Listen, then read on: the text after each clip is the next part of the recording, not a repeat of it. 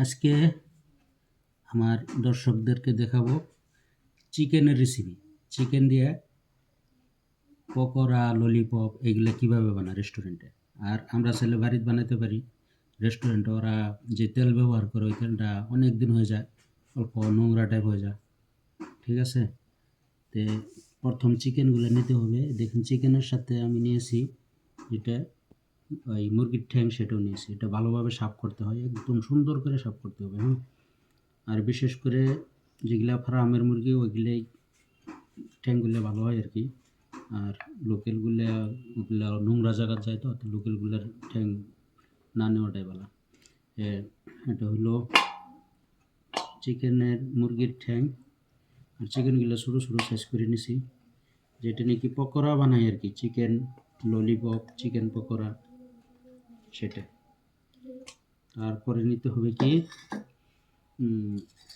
এখানে আছে পেঁয়াজ রসুন বাটা, তারপরে এটা হলদি, সরু হস এগুলা বাটা আর কি। তো এটি আমার অল্প নিলাম। তারপরে নেব, সব জোগাড়গুলো থাকতে হবে। এটা হলো চাট মশলা। চাট মশলাটা আমি অল্প নেব। চাট মশলাটা অল্প পরিমাণ নিলে হলো। চাট মশলা নিলাম। তারপরে নেব চিকেন মশলা। এটা হলো চিকেন মশলা। চিকেন মশলা নিলাম অল্প। চিকেন মশলা। তারপরে নেব আমি, এটা হলো হলদি হলো ন্যাচারাল কালার, সেটা অনেক ভালো আর কি। কেউ কালার ব্যবহার করতে পারেন, অসুবিধা নেই। এটা হলো হলদি।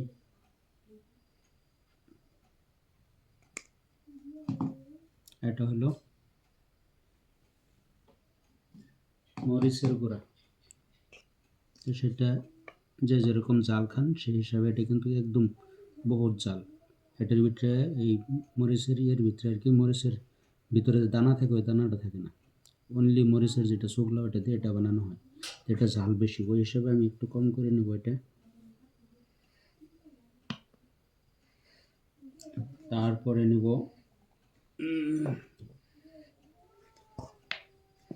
এটা হলো কর্নফ্লাওয়ার।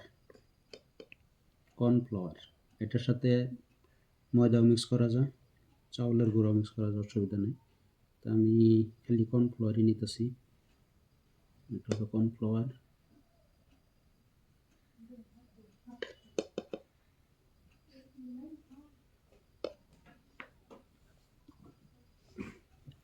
তারপরে নেব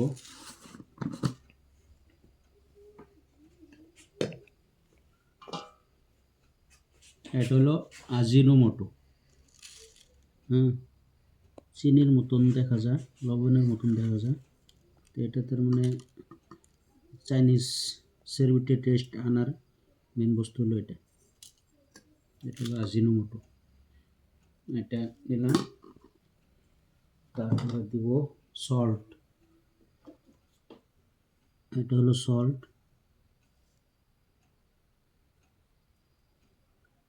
দিলাম। তারপরে এটা সুন্দর করে মাখিয়ে এরকম করে।